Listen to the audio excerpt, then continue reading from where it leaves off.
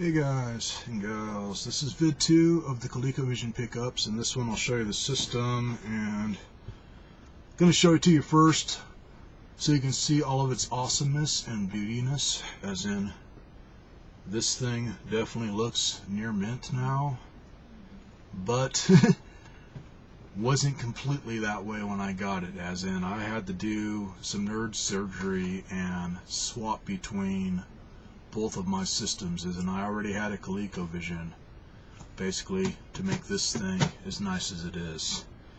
As in, yeah, it was $100 deal, man, but it's one of those situations where either way I was going to be happy. I was just wanting a system out of the deal to where I'd have at least one system that looks really, really nice and works as good as it looks. And this thing is just, for something to find out here, man, it is in unbelievable condition, just like those game carts. So, here it's B, is in, I don't know if anybody's blown this up full screen, but right almost in the center of the main sticker there, that looks kind of like a bump. That's a screw or something behind it. That's not like a flaw in the sticker, as in this front sticker looks perfect. Not a single dent anywhere in the plastic. The little door here that you slide open for hooking up the Atari 2600 attachment looks perfect. The sides look perfect. The back of it looks perfect. The bottom of it looks perfect, other than the stickers. I'm thinking just the glue freed up on them and they fell off, and fortunately they didn't fall off and get lost, as in whoever had this just stuck them on with clear tape, which, cool. Rather have them stuck on that way than have them trashed or lost or whatever. So it is cool to have the original stickers on there, and if I get sick of looking at the tape, I can always peel it off, as in I ain't getting rid of this puppy. This is my personal system now. Like I say, they're stuck on with tape, but the bottom of the system, all the rubber feet, everything is perfect. The only part of this that really shows any sign that this thing was used, and I'm almost wondering if it's from being packed around, kind of like the games. It's just got some light scratches, really light, on this sticker here and the little metal plate, as in cartridge cover there. And like I said in the last vid, man, the super action controllers, I think that those were what they used. I don't think the original controllers ever got used, as in same thing. The metal discs that are on top of the joysticks, the scratching's so light that it looks like it's just from being packed around and it rubbing against stuff, as in the controllers look mint condition. It's perfect, and they play like they are brand new. I don't have any problem with these whatsoever, with the joysticks going in the wrong direction or just not functioning. Everything works perfect.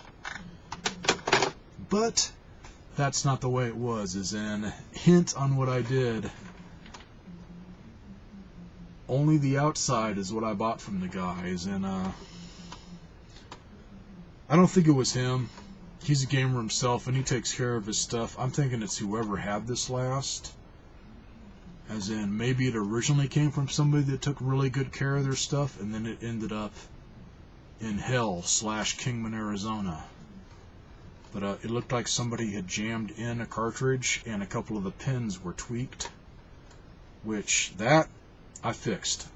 I just got a little precision screwdriver, real fine flathead tip, and got in there and got them all repositioned, and they're just like all the other old game systems. The pins are split down the middle, and a couple of them, the pins were crushed together in that area, so I just got them all straightened out to where it will load up a game, but it was still having problems, which from there on, okay, I'm going to take this son of a bitch apart and see if there's anything that I can see visually on the circuit board, and I'm stumped. So what I did was took the guts out of my other one that works beautifully, put it in this. So this is now my good working system. And then the system that I originally got from Atari2600.com, I've got that as one just to repair when I figure out what's wrong with it. As in, for anybody that may have had this problem, because it is weird, and first thing I did when I opened it up was look at the pins for the controller ports. They are clean, like brand new. As in the insides, other than the pin connector, looked as good as the outside. I mean, just clean, spotless, no dust, no nothing. Like this thing was kept inside a box and free of dust. I think the only dust that got on it is when this kid got a hold of it and had it up for sale on Craigslist. But when you'd start up a game, after I got that fixed on the pin connector, it would load up the game. You'd see Colecovision, name of the game, and then when it was getting ready to go to the next screen where it says to select a 1-2 player, difficulty level, whatever, it would act like a button's being pressed and immediately would start up the game on all of the Colecovision carts. As in, we were trying each and every card. As in, the guy was trying to be sincere and say, hey, here, I'll hook it up and stuff. We could try it out and show you that it's working. And it was a catch-20 thing. It's like the system was acting weird, and his TV, as in he had an older TV, it was not liking it. The picture was rolling, as in this TV's on the verge of death. So it was kind of like, screw it. I'll either fix it or I'll do what I did. And then on other stuff other than that, once it'd start up the game, it would be like you were pressing right on the joystick.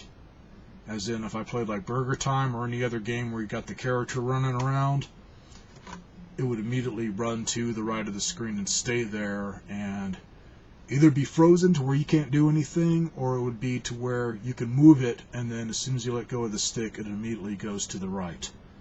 Like that button or whatever is being pressed.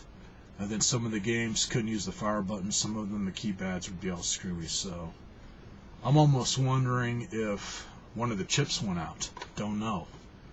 I'm used to what stuff looks like on the electronics when it's definitely fried, and everything just looked too damn clean, so don't know. The only thing I could do is try and find a vid with somebody that's got the same problem that might have been able to fix it, or go through it with a tester, which is really tedious, and see if any of the resistors or anything are not functioning. Which, no rush is in. Got a working system, so I'm saving it for a rainy day. So, not a bad deal, man, for $100, as in, working or not, man, just for getting parts, as in controllers this good, you're gonna pay some bucks. I think he's occasionally had controllers, as in separate ones, on the Atari 2600 site, or even like on eBay and stuff that I've seen to where they're mint.